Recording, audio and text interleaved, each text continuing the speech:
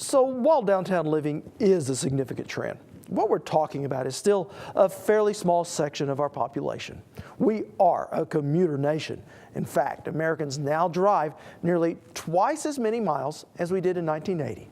Across the U.S., drivers log about 37 miles a day, which translates into over 13,000 miles a year. And when you consider that the number of Americans with driver's license have grown by over 45% since those same 1980s, those two factors add up to a lot more traffic and congestion that costs all of us both time and money. Here's more from our friends at Face the Facts USA.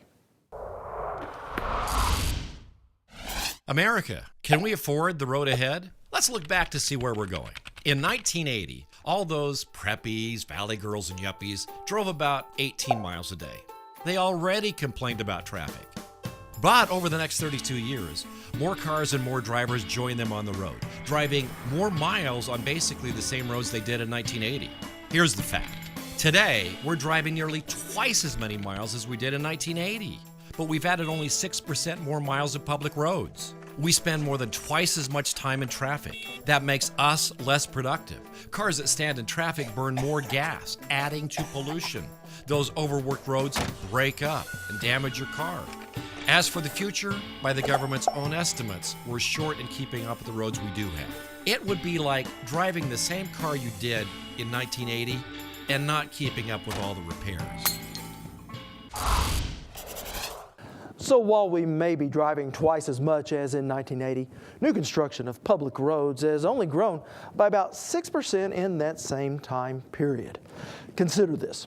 Although gasoline prices have tripled since 1993, the federal gas tax hasn't budged 1 cent. It's remained a flat 18.4 cents per gallon for the last 20 years. And when you adjust for inflation, it has actually fallen to 12 cents a gallon. And here is why that matters. It is the revenue from the gas tax that goes to maintain our highways and bridges. But thanks to inflation, it has been effectively reduced by 35%.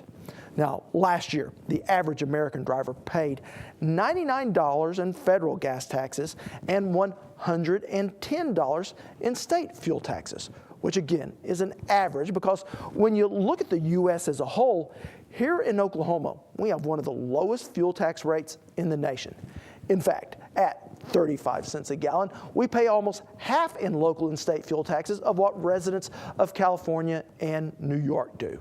We even fare better than our neighbors of Kansas at 43 cents a gallon, Arkansas at 40 cents a gallon, and Texas at 38 cents a gallon.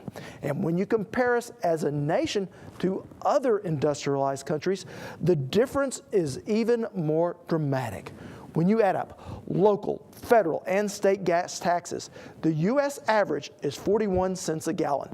Compare that to Canada, which is almost twice that, while those in Great Britain and Germany pay over 8 times what we do.